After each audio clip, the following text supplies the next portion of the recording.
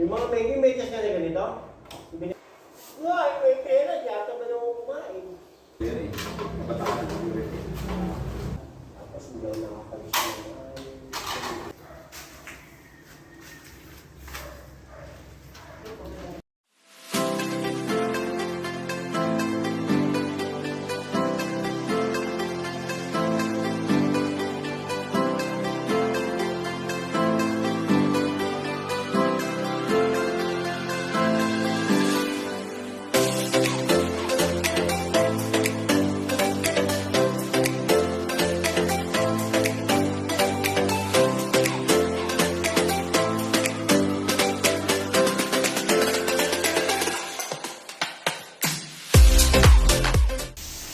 So ayun guys, good morning ulit. Ngayon ay sisit up ko na itong aking panel board. So ito na yung pang 18 araw ko dito sa aking trabaho. At ito na rin yung pinaka mahirap na portion ng aking gagawin ngayon dahil itong aking paglalagyan ng panel board ay mayroong live wire. Ito, hindi natin pwedeng i-off doon sa labas dahil wala siyang NEMA enclosure or wala siyang main circuit breaker doon sa labas. So yung sinaunang design na pagbaba ng service drop metro, then pumasok siya agad dito sa bahay. Kaya ang gagawin natin dyan ay iingatan na lang natin pagkalas isa, lagyan ng tape. So kakapalan ko na lang yung tape, electrical tape, para hindi siya delikado. Then ito, ang mahalaga dito, maingatan na huwag masugatan yung puno ng wire kapag naglagay ako ng panel board. So mabawasan ko pa tong pinakailalim kasi yung tatapatan ng ating main na tubo ay mababa pa. At bago ko ipapasok yan doon, lalagyan ko muna siya ng PVC, yung uno o 1 inch na PVC. Ipapasok ko dun sa wire, then habang pinapasok ko to, maprotektahan niya yung wire para maiwasan ng pagkasugat. At ito yung mukha ng ating bus bar. Yan, yan, palapad yan. Ito, malapad to siya. Yan, 24 branches. So yung main niya ay 100 ampere. Okay. Ang lapad nito ay 30 cm lang. Then ito 9.5 cm. Then ito ay 27.5 inches. Ito ang haba papunta doon. Pali itong bus bar niya, hindi ko na kakalasin. Ito lang ang main. Kakalasin ko para hindi siya malagyan ng simento. So ayun guys, madali lang siyang baklasin. Naluwagan ko na to ang dalawang screw. Ito yung kumakapit dito sa bus bar niya sa loob. Kailangan maluwag na maluwag para pwede nating iangat. Yan, ito, kumalas doon sa kanyang paa. Okay, so yan lang. So ito, pwede nyong tanggalan ng kanyang pinakalock. Ito, tinanggalan nung supplier nung lock dito. Natatanggal yung lock na ito para mag-fit siya dito. Kasi kung may ano yan, kung may paayan yung pinakalock, magbabangga kasi dito yun. Pag bumangga yun, so hindi niya masasakop lahat tong bus bar niya.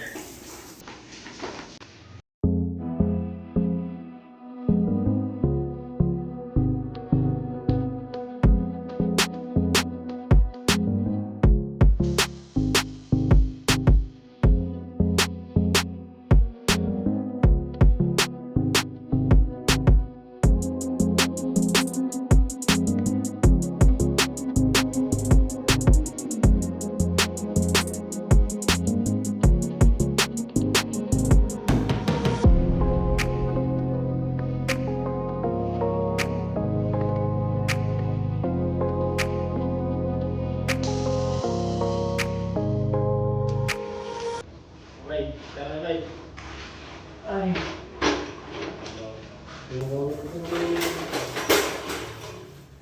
Wala akong break time muna ngayon ba? Ayan, mga Dapat na yan. Puso na naman, mga ano, tampo, no? Ito na.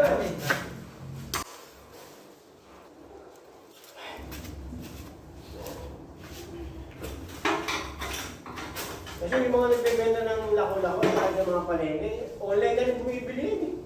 Oo. Hindi sila nang buwasan. Yung mga may medyas ka na ganito, yung binibenta sa palengke, online nila binibili, para sa nila yung Ganda sa 50. oo. Tanong 50. Yung binili ko rito, 105, 12 peraso. 12 pares, tuloy mo. 105, 12 pares. Araw na naman.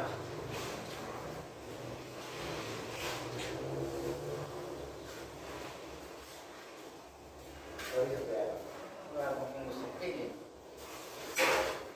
Ay, may pera, yata ba naman kumain? Dati lang. Yung magkano po nga, ganun din.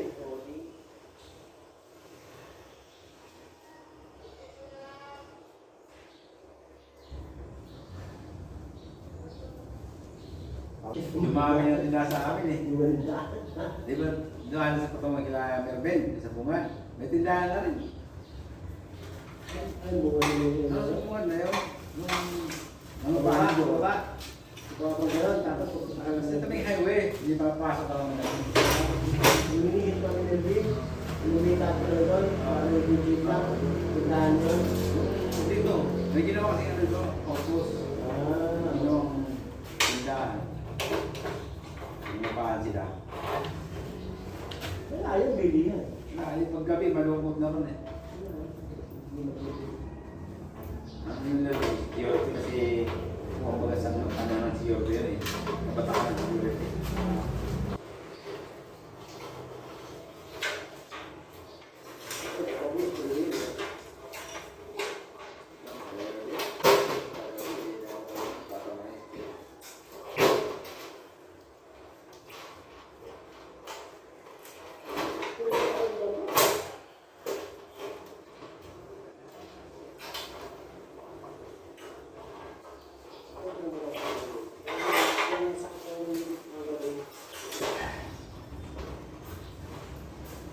Bukas na mag layo-layo.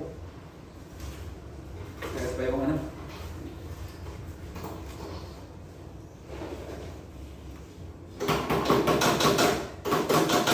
Kaya pag sinabi, wala siya magawa eh. Wag sabay-sabay mo, tali pa rin. Sabay-sabay yung dito. Oo. Sabi ko naman sa ano nila.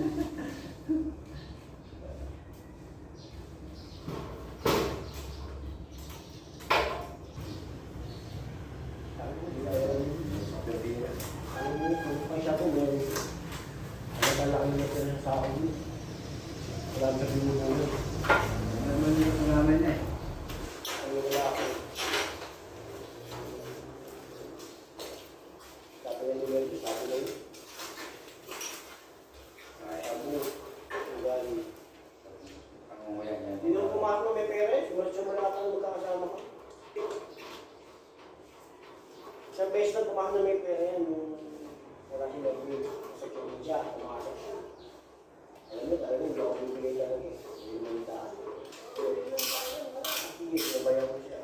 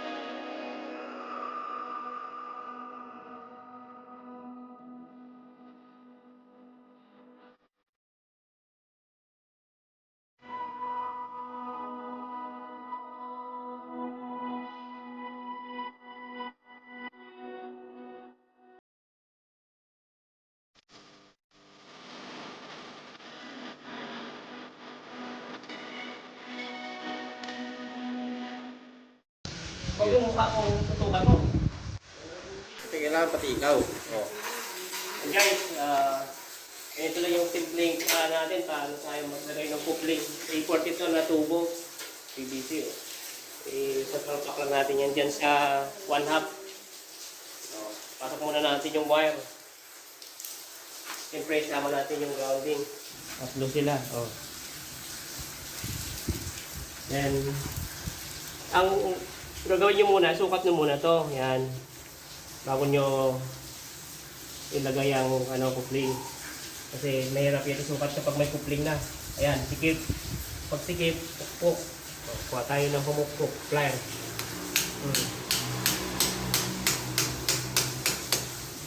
Tapos, papasok nyo siya dito.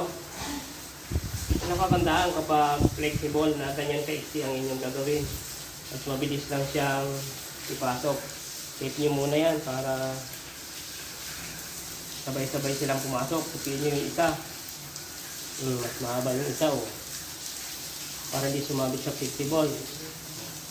Shout out sa ating cameraman. Tipo naman. Oh. Pasok nyo dito. Oh. Dukutin. Oh. Pasok. Oh. So. Yan na. Oh, yun lang yan lahat. Ang ginawa natin kanina sa mga ganyan. Oh. Ayan. Oh. Pero na rin ang gagawin natin yan sa kasunod. Yan. Naka-offset siya.